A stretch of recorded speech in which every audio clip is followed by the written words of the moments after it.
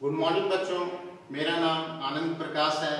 मैं PGT teacher हूँ और वर्तमान में नूनीहाट +2 हाई स्कूल में मैं बच्चों को इतिहास पढ़ाता हूँ। आज हम लोगों का जो टॉपिक है, जिस टॉपिक में आज हम लोग जो बात करेंगे वो है भारत में राष्ट्रवाद। भारत में राष्ट्रवाद एक ऐसा अध्याय है जो परीक्षा की दृष्टि से काफी महत्वपूर्ण है। हर वर्ष मैट्रिक परीक्षा में इस अध्याय से कोई ना कोई एक प्रश्न अवश्य ही पूछे जाते हैं।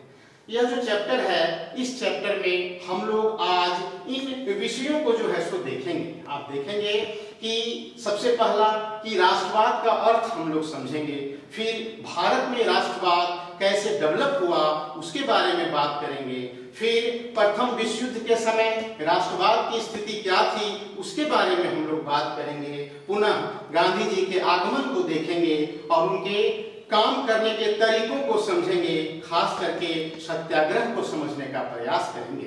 पुनः हम लोग रॉलेट एक्ट के बारे में बात करेंगे और आगे बढ़ते बढ़ते जालियांवाला बाग हत्याकांड, खिलाफत आंदोलन, असहयोग आंदोलन, साइमन कमीशन से होते हुए हम लोग सबने अवज्ञा आंदोलन तक पहुंचेंगे। और इन विषयों को समझ लेने के उपरांत इस टॉपिक से, इस चैप्टर से अगर किसी भी तरह का कोई भी प्रश्न परीक्षा में पूछे जाते हैं तो उसका जवाब आप निश्चित रूप से दे पाएंगे।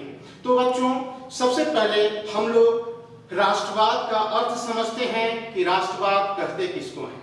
तो राष्ट्रवाद एक व्यापक अवधारणा है, एक बहुत बड़ी विचारधारा है, लेकिन बोलचाल की भाषा में हम लोग इसको समझने का प्रयास करेंगे तो हम लोग यही कहेंगे कि अपने देश के प्रति भक्ति की भावना, अपने देश के प्रति समर्पण की भावना ही राष्ट्रवाद है। भारत में भारतीयता का बोध जो आया, भारत में राष्ट्रवाद जो आया, देश के प्रति भक्ति और समर्पण की भावना जो आई लोगों में, यह 19वीं शताब्दी में आई। 19वीं शताब्दी में पहली बार हम लोग राष्ट्रवाद के उदय को देखते हैं और भारत में राष्ट्रवाद के जनक के रूप में यदि किसी व्यक्ति को हम लोग देखते हैं तो वे थे राजा राम मोहन राय। राजा राम मोहन राय के प्रयासों से ही भारत में राष्ट्रवाद का उदय हुआ और क्रमशः इस राष्ट्रवाद का विकास आरंभ हुआ।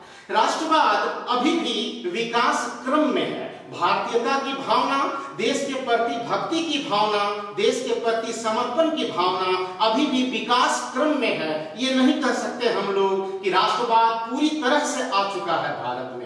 अभी भी जापान, जर्मनी जैसे देशों से अगर हम तुलना करें तो अभी भी हम लोग राष्ट्रवाद के उस स्तर पर नहीं पहुंच पाए हैं जिस स्तर पर जर्मनी और जापान जैसे देशों में राष्ट्रवाद है। फिर हम लोग अगर देखते हैं तो यही पाते हैं कि अभी भी राष्ट्रवाद विकास क्रम में है। हम लोग सब जानते हैं बच्चों कि जर्मनी जैसे देश में जब जर्मनी फुटबॉल जैसे विश्व कप में अगर वो जीत जाता है तो जर्मनी में 15 दिनों का सार्वजनिक अवकाश घोषित कर दिया जाता है ताकि लोग उस खेल को, उस जीत को एंजॉय कर सके। लेकिन हमारे भारत में अभी भी राष्ट्रवाद विकास क्रम में है। 19वीं शताब्दी में इसका ओरिजिन जरूर हो गया, इसका विकास वर्तमान में भी जारी है। अब भारत में राष्ट्रवाद का जब उदय हुआ, भारतीयता की जब भावना आई लोगों में, तो लोगों ने यह महसूस किया कि भारत एक औपनिवेशिक शक्ति के अधीन है, भारत गुलाम है और हम भारतीयों का शोषण कई तरीकों से ब्रिटिश सरकार के द्वारा किया जा रहा है। और इस भारतीयता के बोध के परिणाम स्वरूप भक्ति की, देशभक्ति की भावना जैसे जैसे ग्रो करती चली गई, जैसे जैसे विकसित होती चली गई, भारत में भी राजनीतिक संगठनों की स्थापना होने लगी। बहुत सारे राजनीतिक संगठन 19वीं शताब्दी में बच्चों स्थापित हुए और क्रमशः आगे बढ़ते बढ़ते हम लोग जब 1885 ईस्वी में आते हैं तो 1885 ईस्वी में एक अखिल भारतीय संगठन के रूप में भारतीय राष्ट्रीय कांग्रेस की स्थापना होती है और भारतीय राष्ट्रीय कांग्रेस के मंच से ही भारत का राष्ट्रीय आंदोलन लड़ा जाता है और 1885 से लेकर 1947 तक का जो फेज है बच्चों, वह भारतीय स्वतंत्रता आंदोलन का फेज है। और इसी फेज में हम लोग देखते हैं कि राष्ट्रवाद अपने शिखर को प्राप्त करने का प्रयास करता है। और हम लोग ये देखते हैं कि कांग्रेस के मंच से जब राष्ट्रीय आंदोलन आरंभ होता है तो वो लगातार आगे बढ़ता जाता है, लेकिन हम लोग उसकी सीमा यही देखते हैं कि आरंभिक समय में, आरंभिक कांग्रेस के आरंभिक दिनों में हम लोग पाते हैं कि कांग्रेस की पहुंच एक आम जनता तक, गांव देहात तक जो है सो नहीं हो पाई थी। और कांग्रेस को जनता से जोड़ने का काम, कांग्रेस जैसी संस्था को गांव देहात तक पहुंचाने का काम अगर किसी व्यक्ति के द्वारा किया गया तो वे थे महात्मा गांधी। मतलब कि महात्मा गांधी जब कांग्रेस में सक्रिय हुए तो हम लोग पाते हैं कि लगातार कांग्रेस का सामाजिक आधार बढ़ता चला गया। गांधी जी 1915 में बच्चों भारत आए। भारत आगमन के समय प्रथम विश्व युद्ध चल रहा था। पूरा विश्व दो गुटों में बटा हुआ था और इन दोनों गुटों के बीच विश्व युद्ध लगातार जारी था। इस विश्व युद्ध के दौर में महात्मा गांधी भारत आए। कहां से आए? तो दक्षिण अफ्रीका से आए। अपने सफल सत्याग्रह आंदोलन के पश्चात आए। गांधी जी के द्वारा दक्षिण अफ्रीका में जो सफल आंदोलन चलाया गया बच्चों, तो उससे गांधी की एक अंतर्राष्ट्रीय छवि बनी, एक अंतर्राष्ट्रीय पहचान बनी। और भारतीयों को भी ये लगने लगा कि जो जादू महात्मा गांधी के द्वारा दक्षिण अफ्रीका में किया गया है, वो जादू वो भारत में भी करेंगे और भारत को भी औपनिवेशिक शक्तियों से निजात दिलाएंगे, भारत को भी गुलामी की जंजीरों से तोड़ने में गांधी जी अपनी भूमिका निभाएंगे। कई प्रकार का औपनिवेशिक शोषण जो कई तरीकों से भारतीयों के साथ किया जा रहा था, उसके विरुद्ध गांधी जी आंदोलन चलाएंगे, ऐसा लोगों को लगने लगा 1915 में। और लोग ये समझने लगे, लोगों को ऐसा विश्वास हो गया कि गांधी जी भी भारत में सफल सत्याग्रह आंदोलन चलाकर औपनिवेशिक शक्ति का मुकाबला करेंगे, औपनिवेशिक शक्ति को भारत से जो है सो भगाएंगे। 1915 में जब महात्मा गांधी भारत आए तो हम लोग पाते हैं कि प्रथम विश्व युद्ध का दौर चल रहा था और भारत भी प्रथम विश्व युद्ध जनित या विश्व युद्ध जनित जो समस्याएं होती हैं, उन समस्याओं से भारत भी घिरा हुआ था। महंगाई चारों तरफ मौजूद था, लगातार महंगाई बढ़ रहा था, बेरोजगारी लगातार बढ़ रहा था, महामारी भारत में बढ़ रहा था, फ्लू और प्लेग जैसी बीमारियों से हजारों लोग मारे जा रहे थे और औपनिवेशिक शक्ति भारतीय लोगों के कल्याण से किसी प्रकार का मतलब न रखते हुए वो अपना हित साधने में लगी हुई थी। मतलब कि प्रथम विश्व युद्ध के दौर में भारत में एक प्रकार से अराजक स्थिति बच्चों व्याप्त था और भूखमरी, गरीबी, बेरोजगारी, महंगाई, महामारी से भारत पूरी तरह से आक्रांत था। इस वजह से भी हम लोग पाते हैं क्या कि लोग गांधी के रूप में या गांधी को बहुत आशा भरी नजर से देख रहे थे कि गांधी जी, महात्मा गांधी अब हम लोगों के लिए कुछ करेंगे। अब प्रथम विश्व युद्ध के दौर में हम लोग पाते हैं कि कुछ और अतिरिक्त घटनाएं भारत में घट रही थी और उन अतिरिक्त घटनाओं में हम लोग देखते हैं कि गांधी जी के आगमन से भी पहले भारत में क्रांतिकारी राष्ट्रवादी आंदोलन आरंभ हो गया था। क्रांतिकारी राष्ट्रवादियों के द्वारा अपने तरीके से आंदोलन चलाया जा रहा था। अब सवाल ये है कि ये क्रांतिकारी कौन थे? तो बच्चों, आप लोग जो हैं ये राम प्रसाद बिस्मिल के बारे में सुने हैं, भगत सिंह के बारे में सुने हैं, चंद्रशेखर आजाद के बारे में सुने हैं, सचिन सन्याल के बारे में सुने हैं, अशफाक उल्लाह खान के बारे में सुने हैं। ये सारे के सारे क्रांतिकारी थे। ये क्रांतिकारी बम और पिस्तौल की राजनीति करते थे और बम और पिस्तौल के माध्यम से अंग्रेजों को भारत से बाहर निकालना चाहते थे। एक भय का वातावरण, एक आतंक का वातावरण निर्मित करके अंग्रेजों को भारत से बाहर भगाने पर ये क्रांतिकारी विश्वास करते थे और भारत की स्वतंत्रता में, भारत के राष्ट्रीय आंदोलन में इन क्रांतिकारियों की भी बहुत ही महती भूमिका रही है बच्चों। और ये क्रांतिकारी राष्ट्रवाद जब धीरे धीरे भारत भारत में विकसित हुआ तो अंग्रेजों में भी एक भय, एक डर जो है सो निर्मित हुआ और अंग्रेजों ने भारत में क्रांतिकारी आतंकवाद को रोकने के लिए, राजनीतिक अपराधियों को पकड़ने के लिए, राजनीतिक अपराधियों के विरुद्ध एक्शन लेने के लिए अब उपाय तलाशने लगी थी। और हम लोग पाते हैं क्या कि 1917 में एक अंग्रेज अधिकारी थे जिनका नाम था sir Sydney Rowlatt. Sir Sydney Rowlatt की अध्यक्षता में एक कमेटी का गठन ब्रिटिश सरकार के द्वारा किया गया। इस कमेटी को करना क्या था, तो इस कमेटी को भारत में क्रांतिकारी आतंकवाद को या क्रांतिकारी राष्ट्रवाद को कैसे खत्म करना है, कैसे कम करना है, इस पर इस कमेटी को सुझाव देना था। और यह कमेटी अपना सुझाव देती है, अपना सिफारिश करती है और हम लोग पाते हैं क्या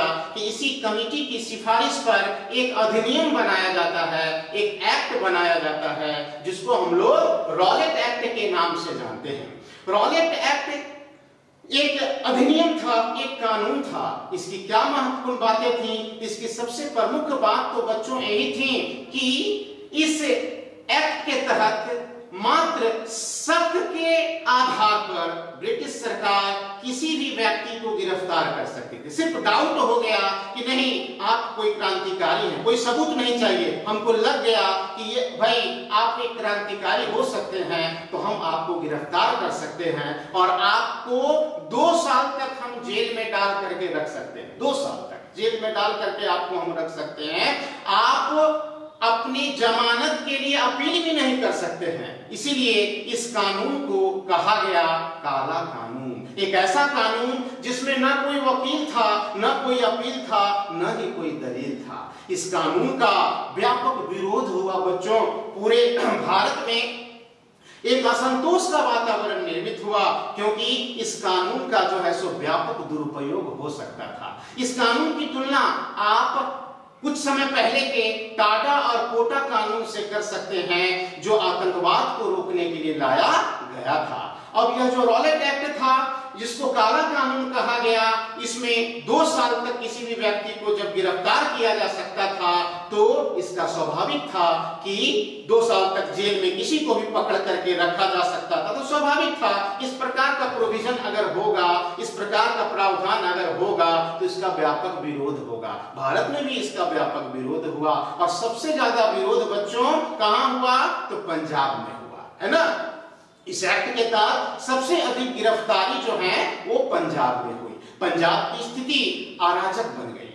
पंजाब में जब आंदोलन तेजी से आगे बढ़ रहा था, जिसको हम लोग देखते हैं क्या कहते हैं, तो इस आंदोलन को हम लोग रॉलेट सत्याग्रह के नाम से जानते हैं। मतलब कि इस प्रकार का जब अधिनियम आया तो महात्मा गांधी भारतीय राजनीति में सक्रिय हुए। हालांकि 1915 में ही वो भारतीय राजनीति में सक्रिय हो गए थे, लेकिन क्षेत्रीय स्तर का आंदोलन का नेतृत्व कर रहे थे। चाहे वो चंपारण सत्याग्रह हो, है ना, या फिर अहमदाबाद मिल मजदूरों का जो है सो स्ट्राइक हो, इन सब क्षेत्रीय मुद्दों को लेकर के गांधी जी अपना काम कर रहे थे। पहली बार रॉलेट एक्ट के आगमन के पश्चात ही रॉलेट सत्याग्रह गांधी जी ने जो है सो आरंभ किया और इसी रॉलेट सत्याग्रह के परिणाम स्वरूप पहली बार गांधी जी को अखिल भारतीय, है ना, अखिल भारतीय जो है सो एक नेतृत्वकर्ता के रूप में जो है सो एक्सेप्ट किया गया और ये रॉलेट सत्याग्रह पूरे भारत में जो है सो आरंभ हुआ। बहुत तेजी से जो है सो ये फैला। पंजाब में चूंकि सबसे अधिक गिरफ्तारी हुई थी, पंजाब की स्थिति सबसे ज्यादा अराजक थी। यही वजह है कि पंजाब का जो ब्रिटिश प्रशासन था वह इन सत्याग्रहियों के विरुद्ध बहुत कठोर कदम जो है सो उठा रहा था। पंजाब में 2 प्रमुख नेता थे जो रॉलेट सत्याग्रह का नेतृत्व कर रहे थे। एक थे डॉक्टर सत्यपाल और दूसरे थे सैफुद्दीन किचलू।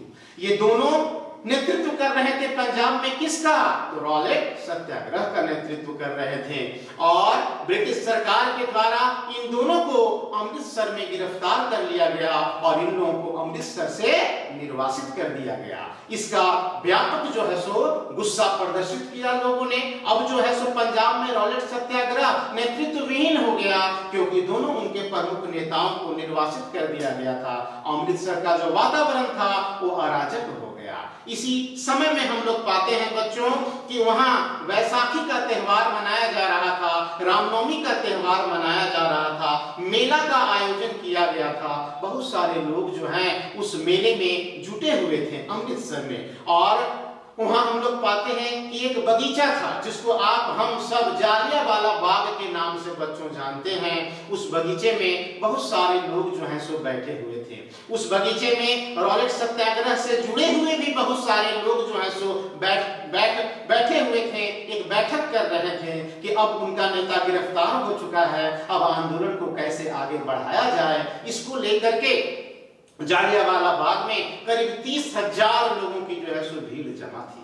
इसी समय हम लोग पाते हैं क्या कि एक पुलिस अधिकारी जिसका नाम था जनरल ओ डायर अपने 100 सिपाहियों के साथ 3 बख्तरबंद गाड़ियों के साथ वो जालियांवाला बाग के एकमात्र प्रवेश द्वार पर पहुंच गया और बिना किसी भी तरह का जो है सो वो सूचना दिए वो अंधाधुंध फायरिंग करने का जो है सो आदेश दे दिया।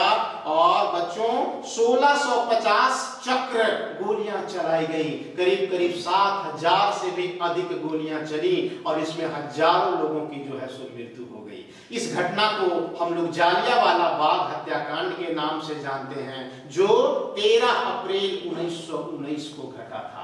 इस घटना के पश्चात पूरे भारत में हम लोग पाते हैं कि गुस्सा अपने चरम पर जो है सो पहुंच गया।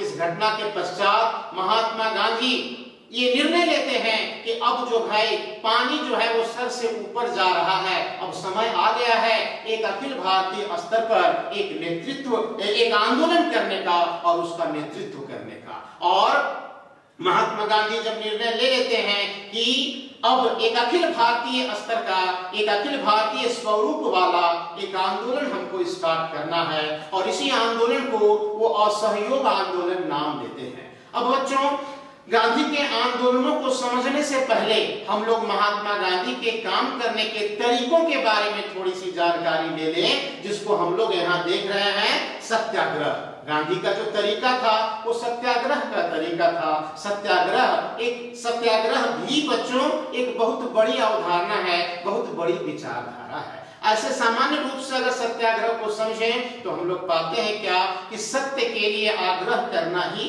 सत्याग्रह है। लेकिन गांधी के सत्याग्रह की विवेचना जब हम लोग करते हैं तो हम लोग यही पाते हैं कि सत्य के लिए कष्ट सहकर आग्रह करना, सत्य के लिए कष्ट सहकर आग्रह करना, इसमें विरोधी के प्रति घृणा की भावना नहीं होती, इसमें विरोधी के प्रति अप्रेम की भावना नहीं होती, बल्कि प्रेम की भावना होती है। इसमें विरोधी को बिना नुकसान पहुंचाए उसका हृदय बदलने, है ना, बिना नुकसान पहुंचाए उसके हृदय को बदलने की नीति पर जो है सो काम किया जाता है। हम लोग धरना के बारे में सुनते हैं, प्रदर्शन के बारे में सुनते हैं, अनशन के बारे में सुनते हैं, आमरण अनशन के बारे में सुनते हैं, असहयोग के बारे में सुनते हैं, सबने अवज्ञा के बारे में सुनते हैं। ये सभी बच्चों सत्याग्रह के ही रूप हैं, है ना। तो बच्चों गांधी जी सत्य के प्रति आग्रह करते थे, कष्ट सहकर, विरोधियों से बिना घृणा किए, क्योंकि गांधी जी इसको एक ऐसा आध्यात्मिक सिद्धांत मानते थे। सत्याग्रह गांधी के लिए एक ऐसा आध्यात्मिक सिद्धांत था जो कठोर से कठोर विरोधी को भी जो है सो पराजित करने का सामर्थ्य रखता है अपने आप में। तो गांधी जी का सत्याग्रह भारत में भी अब आरंभ हो गया था। इससे पहले दक्षिण अफ्रीका में भी इसी तकनीक के आधार पर, इसी राजनीतिक अस्त्र का सहारा लिए महात्मा गांधी जो है दक्षिण अफ्रीका के कई अमानवीय कानूनों को समाप्त करने में सफल हुए थे बच्चों, और अब उसका प्रयोग भारत में भी वो आरंभ करने वाले थे अखिल भारतीय स्तर पर। असहयोग उसी में से एक था। असहयोग आंदोलन जो भारत में चला बच्चों, ये 2 वर्षों तक चला।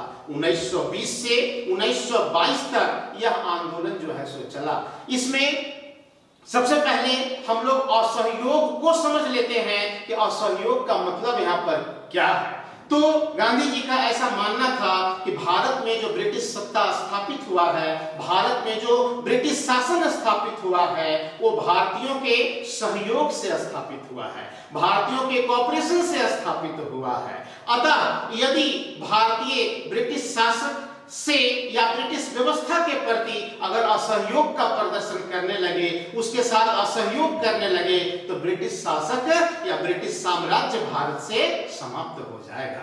तो असहयोग एक राजनीतिक अस्त्र था बच्चों, जिसका प्रयोग गांधी जी के द्वारा 1920 में किया गया। इसमें करना क्या था? इसमें करना यही था कि ब्रिटिश जो व्यवस्था थी, ब्रिटिश जो शासक थे या ब्रिटिश जो साम्राज्य था भारत में, उसके साथ हम भारतीयों को असहयोग करना था, है ना, क्योंकि उनका शासन हमारे सहयोग से ही स्थापित हुआ था।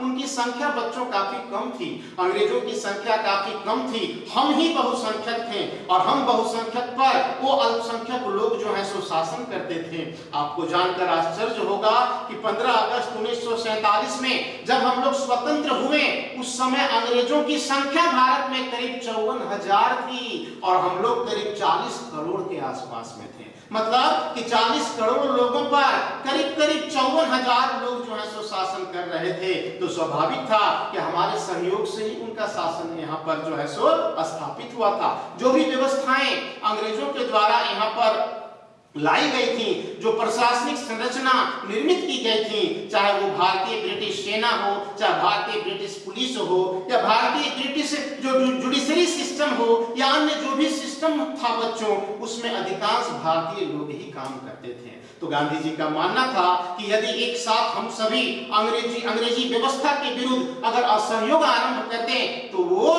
भारत छोड़ने पर विचार करने लगेंगे और अंततः भारत छोड़ करके अंग्रेज चले जाएंगे। तो 1 अगस्त 1920 को महात्मा गांधी के द्वारा असहयोग आंदोलन आरंभ करने की घोषणा की गई। असहयोग आंदोलन आरंभ करने की न सिर्फ घोषणा की गई, बल्कि गांधी जी के द्वारा असहयोग आंदोलन का एक पूरा कार्यक्रम भी जो है सो बच्चों बनाया गया। यह कार्यक्रम कैसा था? तो इसमें गांधी जी ने कार्यक्रम को 2 हिस्सों में बांटा। एक को उन्होंने कहा सकारात्मक कार्यक्रम और एक को उन्होंने कहा नकारात्मक कार्यक्रम। सकारात्मक कार्यक्रम के तहत कई बातों को रखा गया, नकारात्मक कार्यक्रम के तहत भी कई बातों को रखा गया। नकारात्मक कार्यक्रम में क्या क्या चीजें थी जो आंदोलन के दौरान करना था हम भारतीयों को, उसको पहले हम लोगों को समझ लेना है कि नकारात्मक कार्यक्रम में किन किन चीजों को गांधी जी रखते हैं। सबसे पहले नकारात्मक कार्यक्रम में हम लोगों को विदेशी कपड़ों का बहिष्कार करना है। पहला, विदेशी कपड़ों का बहिष्कार करना है। दूसरा, कि जो भी उपाधियां या पदवियां ब्रिटिश सरकार के द्वारा हम भारतीयों को दी गई हैं, उन उपाधियों का हम लोगों को परित्याग करना है। फिर सरकारी स्कूल में पढ़ने वाले बच्चे स्कूल का बहिष्कार करेंगे, कॉलेज में पढ़ने वाले बच्चे कॉलेज का बहिष्कार करेंगे, सरकारी स्कूल कॉलेज में पढ़ाने वाले शिक्षक अपने पद से जो है सो इस्तीफा देंगे, न्यायालय में वकालत करने वाले वकील अपना वकालत छोड़ेंगे और सरकारी सेवा करने वाले लोग जो है सो अपने पद का त्याग करेंगे। इन सब चीजों को नकारात्मक कार्यक्रम के तहत जो है सो गांधी जी रखते हैं। ठीक है, अब क्या है कि नकारात्मक कार्यक्रम के अंतर्गत हम लोग देखते हैं कि सबसे पहला चीज जो वो रखते हैं वो विदेशी कपड़ों का बहिष्कार।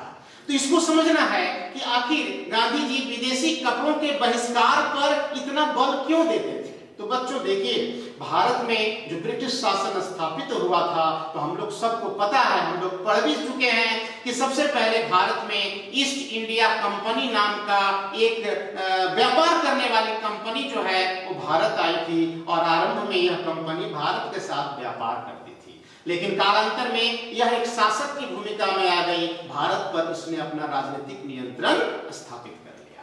अब बाद में 1857 के विद्रोह के पश्चात हम लोग पाते हैं क्या कि ईस्ट इंडिया कंपनी का शासन समाप्त हो गया भारत से और भारत का शासन सीधे ब्रिटिश सरकार अपने हाथों में ले लिया, है ना।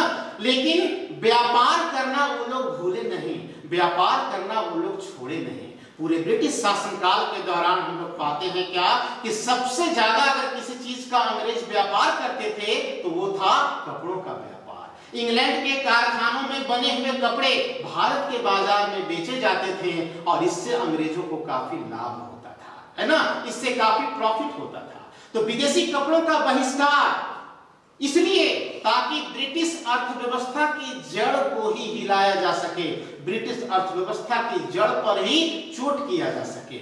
हम लोग विदेशी कपड़ों का अगर बहिष्कार करेंगे, विदेशी वस्त्रों का की अगर होली जलाएंगे तो भारत में इंग्लैंड का कपड़ा नहीं बिकेगा, जिससे भारत जो है वो बहुत ज्यादा लाभकारी नहीं रहेगा अंग्रेजों के लिए। और जब लाभकारी नहीं रहेगा तो भारत छोड़ने पर भी वो लोग विचार आरंभ कर देंगे और भारत छोड़कर चले जाएंगे। यही वजह है कि गांधी जी ने खादी पर बल दिया, गांधी जी ने चरखे पर बल दिया। ये खादी और चरखा देखने में भले सामान्य लगता हो बच्चों, लेकिन इसका उद्देश्य ब्रिटिश अर्थव्यवस्था की जड़ को ही ध्वस्त करना था। अगर हर घर में चरखा पहुंच जाए, अगर हर घर खुद ही अपना कपड़ा बनाने लगे तो विदेशी कपड़े भारत में बिकना बंद हो जाएंगे और भारत जो है वो अलाभकारी हो जाएगा इंग्लैंड के लिए और अंततः भारत छोड़कर अंग्रेज चले जाएंगे। इस सोच पर महात्मा गांधी काम करते थे। तो नकारात्मक कार्यक्रम में और भी बहुत सारी बातें थी।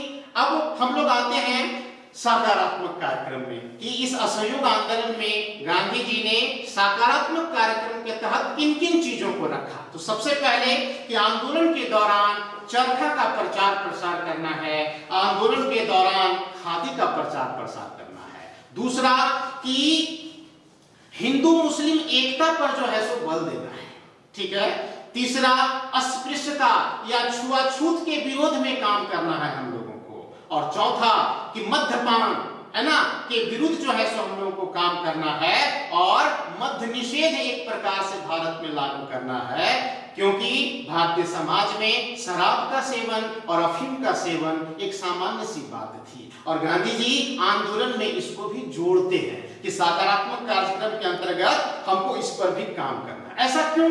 ऐसा इसलिए बच्चों कि कोई भी आंदोलन भारत में तब ही सफल हो सकता था जब आंदोलन में बड़ी संख्या में जन सहभागिता सुनिश्चित हो, बड़ी संख्या में लोग जो हैं वो भागीदार बने आंदोलन के। इसलिए कि कोई भी आंदोलन हम लोग पाते हैं क्या कि जन सहभागिता की भागीदारी पर ही जो है सो निर्भर करता है। भारत का अधिकांश जो जनसंख्या था बच्चों उस दिनों में, उन दिनों में वो ग्रामीण जनसंख्या था, लोग गांव में रहते थे और ग्रामीण क्षेत्रों में मद्यपान मतलब कि शराब का सेवन और अफीम का सेवन एक आम बात थी, है ना।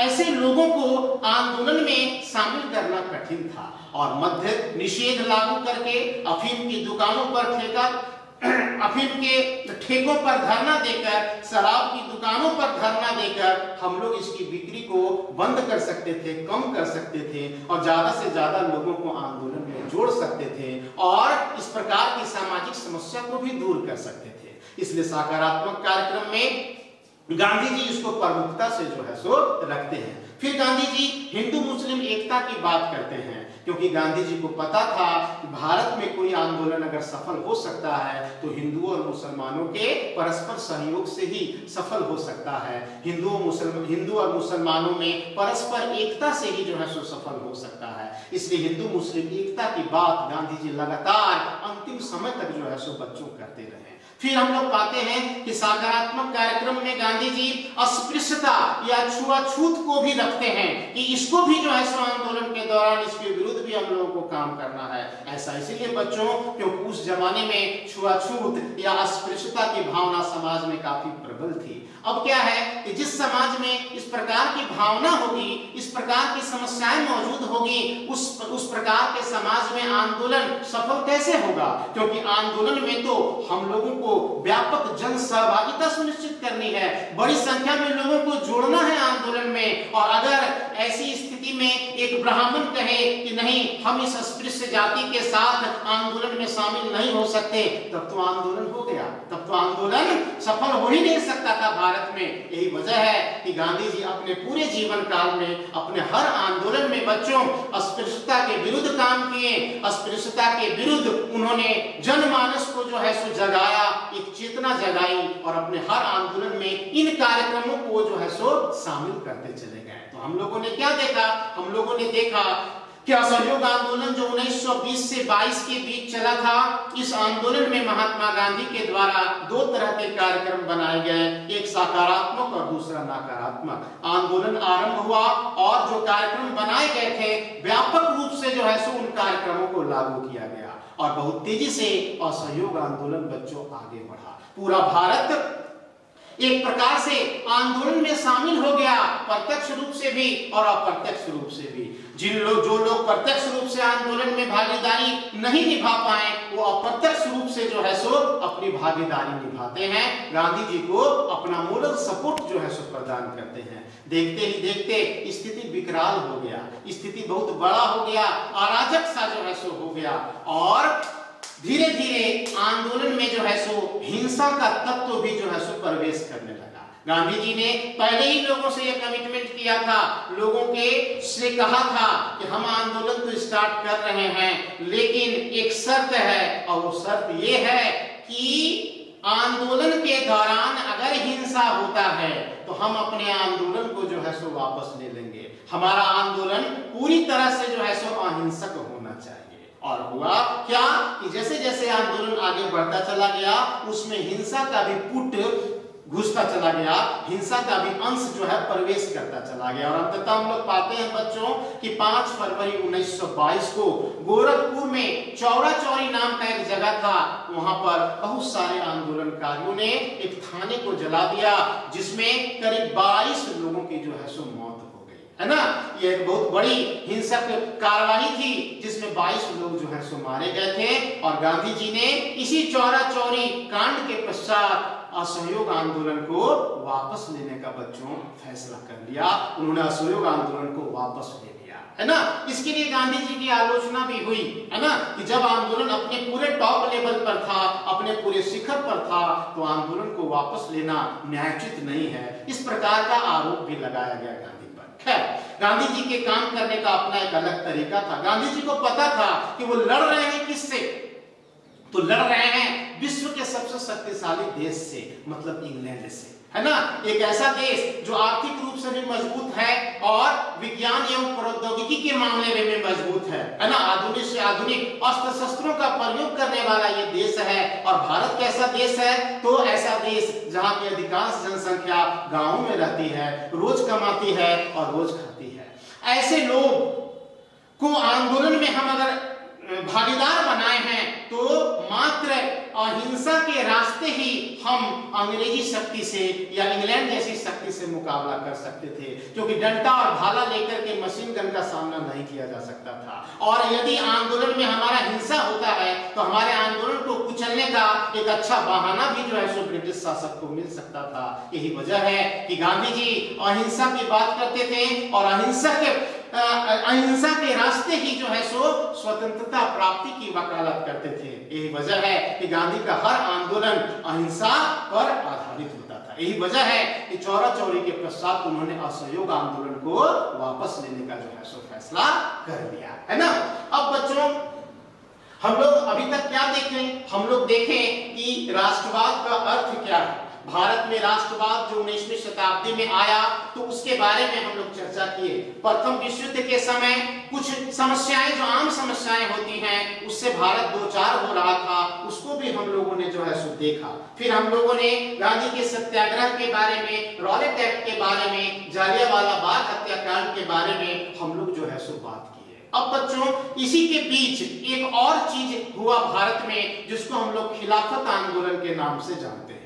खिलाफत आंदोलन और असहयोग आंदोलन दोनों आंदोलन एक साथ भारत में चला था। अब खिलाफत आंदोलन को समझने के लिए कुछ बेसिक चीज के बारे में आपको जानकारी हम देते हैं कि आखिर ये खिलाफत होता क्या है, उसके बाद फिर आंदोलन के बारे में हम लोग बात करेंगे। देखिए बच्चों, हम लोग एक धर्म को जानते हैं जिसको हम लोग इस्लाम धर्म के नाम से जानते हैं। इस्लाम धर्म के जो संस्थापक थे ये मोहम्मद साहब थे। आप लोग पढ़े हैं या आगे पढ़िएगा कि 570 ईस्वी में मोहम्मद साहब की मृत्यु हुई थी, जन्म 570 ईस्वी में मोहम्मद साहब का जन्म हुआ था और 632 ईस्वी में मोहम्मद साहब की जो है सो मृत्यु हुई थी। इस्लाम के सिद्धांतों के बारे में वो आजीवन जो है सो बोलते रहे और अंततः कुरान के रूप में जो है सो वो संकलित हुआ। अचानक से जब मोहम्मद साहब की मृत्यु हो गई तो एक समस्या खड़ा हुआ कि मोहम्मद साहब के बाद अब इस्लाम का सिद्धांत आगे कैसे बढ़ेगा, कौन इस्लाम को आगे लेकर के जाएगा, मतलब उनका उत्तराधिकारी कौन होगा, इसको लेकर के एक संशय की स्थिति उत्पन्न हो गई। और हम लोग पाते हैं कि अंततः उनका जो उत्तराधिकारी बना, जिनका नाम था अबू बकर, इनको खलीफा कहा गया, है ना। खलीफा मतलब एक प्रकार से मोहम्मद साहब का, पैगंबर मोहम्मद साहब का उत्तराधिकारी को कहा गया, है ना। तो आरंभ में इराक का जो जगह है बगदाद, इराक की राजधानी भी है, तो बगदाद जो है वो खलीफा का सेंटर होता था। वहां खलीफा जो है वो दरबार लगाता था, एक राजा की भूमिका में था वो, और उसी के नेतृत्व में इस्लाम का प्रचार प्रसार पूरे विश्व में होता चला जाता है। समय के साथ साथ हम लोग पाते हैं बच्चों कि जो खलीफा था उस खलीफा का सेंटर भी बदलता चला जाता है।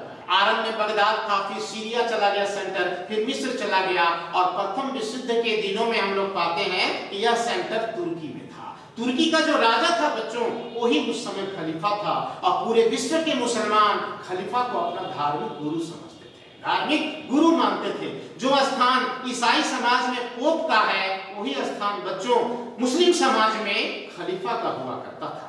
तो तुर्की का जो राजा था वही खलीफा था। और हम लोग पाते हैं क्या कि प्रथम विश्व युद्ध में पूरा विश्व जो दो हिस्सों में बटा हुआ था, दो गुटों में बटा हुआ था। एक गुट में फ्रांस, इंग्लैंड जैसे शक्तिशाली देश थे, दूसरे गुट में तुर्की आदि देश थे। मतलब तुर्की जो जहां का राजा खलीफा था वह इंग्लैंड और फ्रांस के अगेंस्ट में लड़ रहा था, उसके विरुद्ध लड़ रहा था, और इसमें इनकी पराजय हुई, मतलब मित्र राष्ट्रों की जीत हुई, इंग्लैंड और फ्रांस जैसे देशों की इसमें जीत हुई। और क्या किया गया कि जीत के पश्चात पूरे तुर्की साम्राज्य को इंग्लैंड और फ्रांस ने आपस में आधा आधा बांट लिया। खलीफा को, मतलब वहां के राजा को पद से हटा दिया गया, पद से अपदस्थ कर दिया गया। तो पूरे विश्व के मुसलमान इससे नाराज हो गए, है ना, क्योंकि वो उनका धार्मिक गुरु था।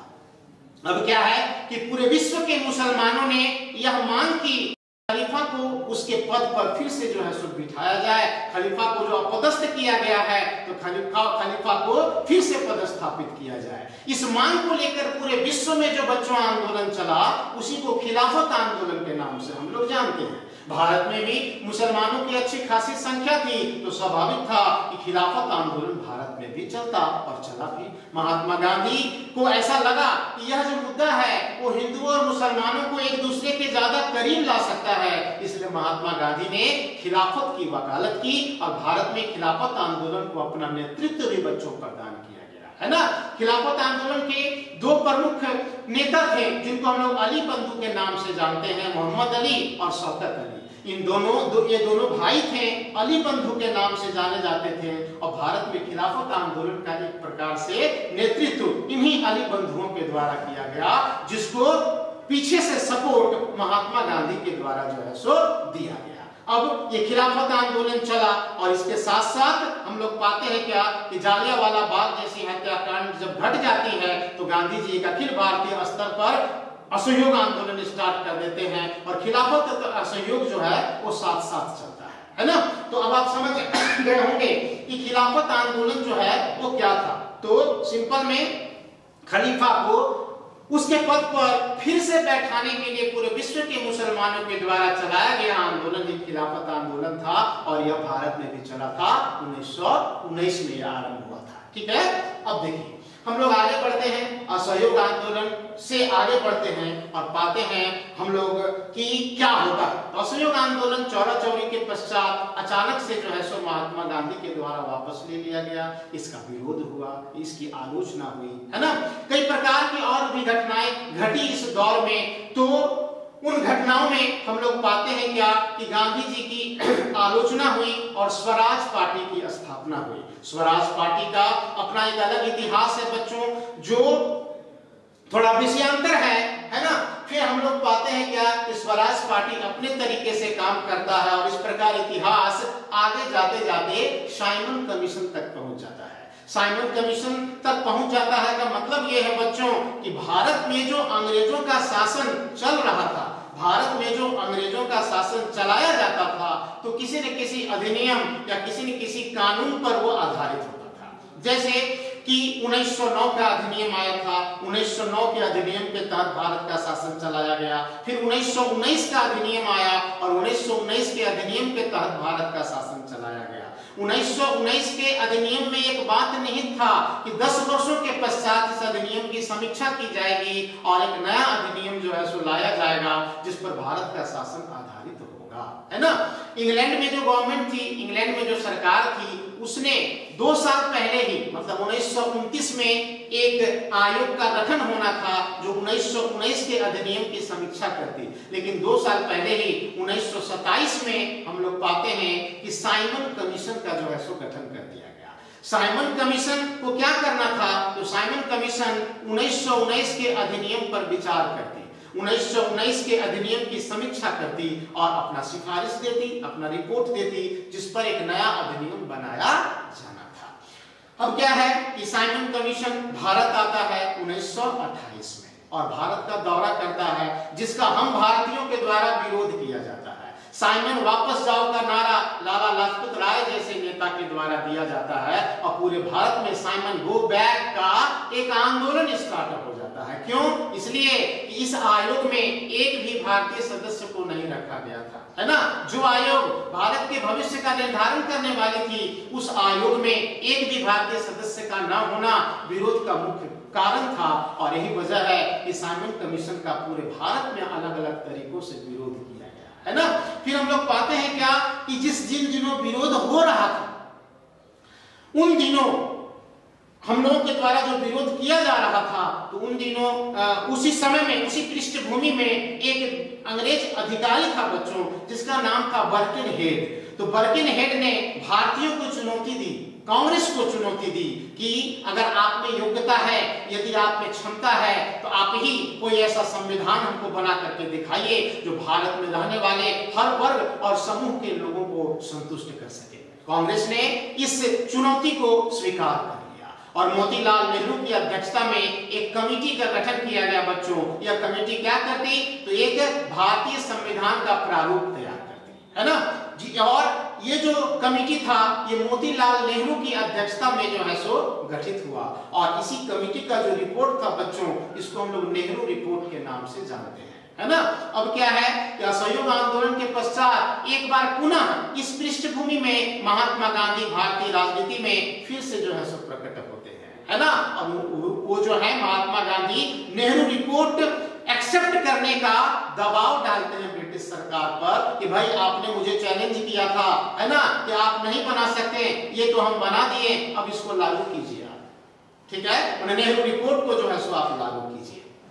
अब क्या है, उस समय जो हमारे यहाँ वायसराय थे बच्चों, लॉर्ड इरविन उनका नाम था। तो गांधी जी ने लॉर्ड इरविन को एक पत्र लिखा। उस पत्र में लॉर्ड इरविन को कहा कि हमारा ये नेहरू रिपोर्ट आप स्वीकार कीजिए, नहीं तो हम एक पुनः अखिल भारतीय स्तर पर आंदोलन आरंभ कर देंगे और इस बार का हमारा आंदोलन शबने अवज्ञा आंदोलन होगा, ठीक है।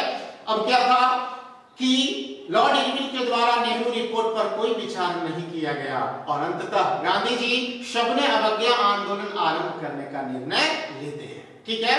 अब क्या था बच्चों कि गांधी जी कोई भी आंदोलन जब आरंभ करते थे तो सामान्यतः आंदोलन से पहले ब्रिटिश शासक को, है ना, या जो हेड होते थे उनको एक पत्र लिखते थे। उस पत्र में अपनी कुछ मांग रखते थे। तो स्वाभाविक था कि लॉर्ड इरविन को भी उन्होंने एक पत्र लिखा। उस पत्र में उन्होंने 11 मांग रखी कि ये अमुक अमुक हम लोगों का डिमांड है, ये डिमांड जो है सो आप पूरा कर दीजिए, तब हम अपना प्रस्तावित सबने अवज्ञा आंदोलन वापस ले लेंगे, अदरवाइज हम आंदोलन करेंगे, ठीक है। अब क्या है, वो जो 11 मांग थी बच्चों, उसमें एक मांग था भारतीयों को नमक बनाने का भी अधिकार देना, ठीक है। क्योंकि उस जमाने में बच्चों नमक पर अंग्रेजों का एक अधिकार था। नमक एक आम भारतीय नहीं बना सकता था। नमक पर कई प्रकार का टैक्स लगाया गया था और एक साधारण सी वस्तु आम जनता तक भारी कीमत पर पहुंचती थी। बहुत महंगा नमक जो है सो भारतीय बाजार में बिकता था और उससे हम लोगों को प्रॉब्लम होता था, है ना। तो गांधी जी ने नमक कर को समाप्त करने, नमक पर एक अधिकार को समाप्त करने करने की मांग लॉर्ड इरविन को लिखे पत्र में की थी। ठीक है, अब देखिए कि नेहरू रिपोर्ट जब लॉर्ड इरविन के द्वारा एक्सेप्ट नहीं किया गया तो उन्होंने सबने अवज्ञा आंदोलन आरंभ करने का निर्णय लिया। और कैसे आरंभ हुआ ये आंदोलन, सबने अवज्ञा आंदोलन? तो नमक बना करके, है ना, गांधी जी के द्वारा दांडी मार्च किया गया और उन्होंने नमक बनाया, खुद नमक बनाया और नमक कानून को तोड़ा। कानून कहता था कि नमक नहीं बना सकते, हम नमक बनाकर उस कानून को तोड़ दिए और देखते ही देखते पूरे भारत में जो है सो नमक बनाया जाने लगा। नमक सत्याग्रह बच्चों स्टार्ट हो गया, है ना। इसी को हम लोग सबने अवज्ञा आंदोलन में जो है सो पढ़ते हैं। सबने अवज्ञा का मतलब बच्चों समझ लीजिए कि सबने अवज्ञा का मतलब क्या होता है। सबने अवज्ञा भी गांधी के सत्याग्रह का ही एक रूप है। सबने अवज्ञा का मतलब होता है बच्चों कार्य की अवहेलना करना, बात नहीं मानना। और सबने मतलब विनय पूर्वक हाथ जोड़ करके बात नहीं मानना, है ना। तो विनय पूर्वक कार्यों की अवज्ञा यदि हम करते हैं तो सामने वाला मतलब हमारा विरोधी हम पर हिंसक नहीं हो सकता, है ना, हमारा विरोध नहीं कर सकता और अंततः इस माध्यम से हम उसके हृदय को बदल सकते हैं। तो सबने अवज्ञा आंदोलन गांधी जी के द्वारा 1930 में आरंभ किया गया। कहां से? साबरमती आश्रम से उन्होंने पद यात्रा आरंभ की और दांडी जो है सो पहुंचे।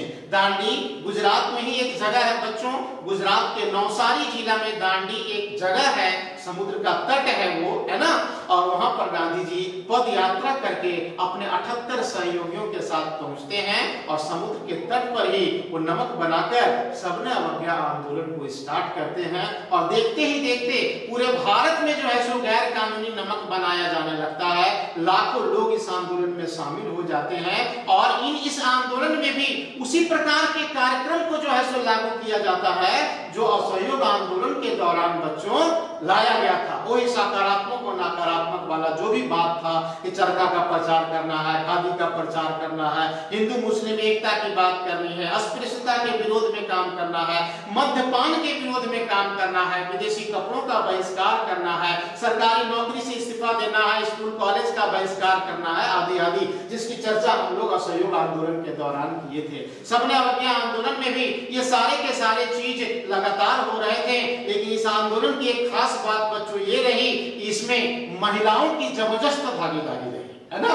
मतलब महिलाएं बड़ी संख्या में जो है सबने अवज्ञा आंदोलन में शामिल हुई। और सबसे इंटरेस्टिंग बात, सबसे महत्वपूर्ण बात बच्चों इसमें ये रहा कि सबने अवज्ञा आंदोलन में छोटे छोटे बच्चे भी शामिल हुए, है ना। ये छोटे छोटे बच्चे किस रूप में शामिल हुए? तो भारत में हम लोग पाते हैं कि सबने अवज्ञा आंदोलन के दौरान कई जगहों पर छोटे छोटे बच्चों की वानर सेना और छोटी छोटी बच्चियों की मंजरी सेना का जो है सो गठन हुआ था। और ये लोग अपने ढंग से ब्रिटिश साम्राज्य का जो है सो विरोध करता था, है ना, नारा लगाकर विरोध करता था। तिरंगा का ड्रेस पहनकर वो लोग जो है सो प्रभात फेरी में निकल जाता था, है ना, ब्रिटिश व्यवस्था के अगेंस्ट में नारा देना, ठीक है ना। अलग अलग टाइप से जो है सो बच्चों की भी भागीदारी रही। तो एक व्यापक आंदोलन हम लोग पाते हैं कि सबने अवज्ञा आंदोलन के रूप में महात्मा गांधी जो है सो चलाते हैं। मुख्य रूप से 1930 में यह आंदोलन आरंभ होता है और 1934 में करीब 1934 तक जो है सो यह आंदोलन चलता है। बीच में कुछ ब्रेक भी होता है जो अलग विषय है।